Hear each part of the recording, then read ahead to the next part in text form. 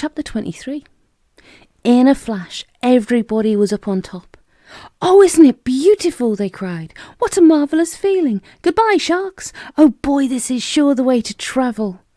Miss Spider, who was literally squealing with excitement, grabbed the centipede by the waist, and the two of them started dancing round and round the peach stem together.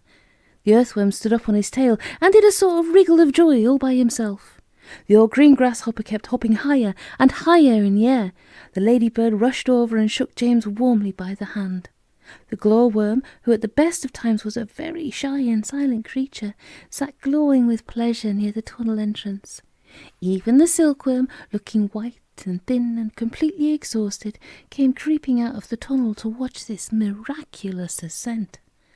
Up and up they went, and soon they were as high as the top of a church steeple above the ocean. "I'm a bit worried about the peach," James said to the others, as soon as all the dancing and the shouting had stopped. "I wonder how much damage those sharks have done to it underneath. It's quite impossible to tell from up here." "Why don't I go over the side and make an inspection?" Miss Spider said. "It'll be no trouble at all, I assure you." And without waiting for an answer, she quickly produced a length of silk thread and attached the end of it to the peach stem. "I'll be back in a jiffy," she said, and then she walked calmly over to the edge of the peach and jumped off, peeing out the thread behind her as she fell. The others crowded anxiously round the place where she had gone over. "Wouldn't it be dreadful if the thread broke?" the ladybird said, and there was a rather long silence. "Are you all right, Miss Spider?"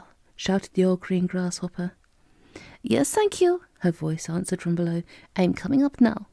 And up she came, climbing foot over foot up the silk thread, and at the same time tucking the thread back cleverly into her body as she climbed past it.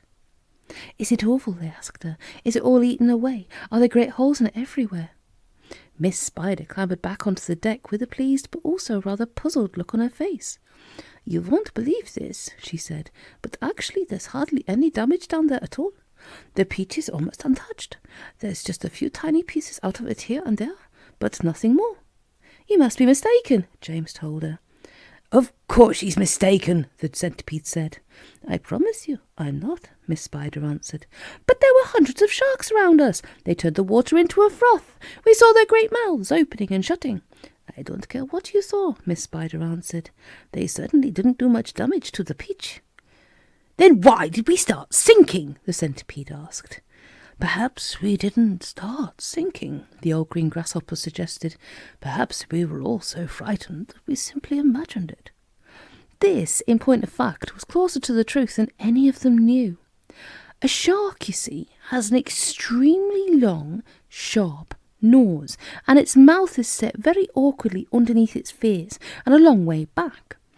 This makes it more or less impossible for it to get its teeth into a vast, smooth, curving surface such as the side of a peach. Even if the creature turns onto its back, it still can't do it, because the nose always gets in the way. If you ever have seen a small dog trying to get its teeth into an enormous ball, then you will be able to imagine roughly how it was with the sharks and the peach. "It must have been some kind of magic," the ladybird said.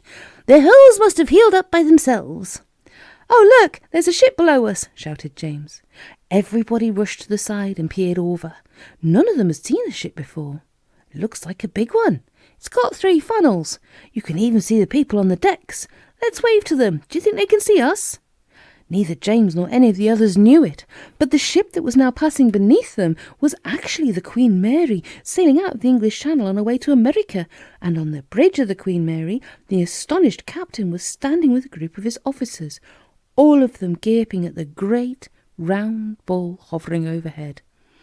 "I don't like it," the captain said. "Nor do I," said the first officer. "Do you think it's following us?" said the second officer. "I tell you I don't like it," muttered the captain. "It could be dangerous," the first officer said. "That's it," cried the captain. "It's a secret weapon. Holy cats! Send a message to the Queen at once. The country must be warned, and give me my telescope."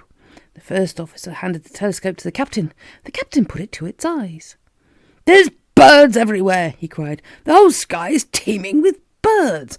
What the world are they doing? Wait a second. There are people on it. I could see them moving. Do I have this darn thing focused right? It looks like a little boy in short trousers.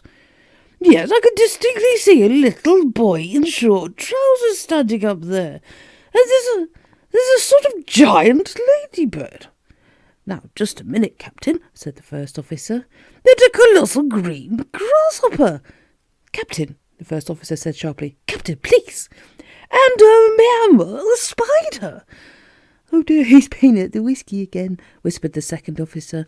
And an enormous, simply enormous centipede, screamed the captain. Call the ship's doctor, the first officer said. Our captain is not well. A moment later, the great round ball disappeared into a cloud, and the people on the ship never saw it again.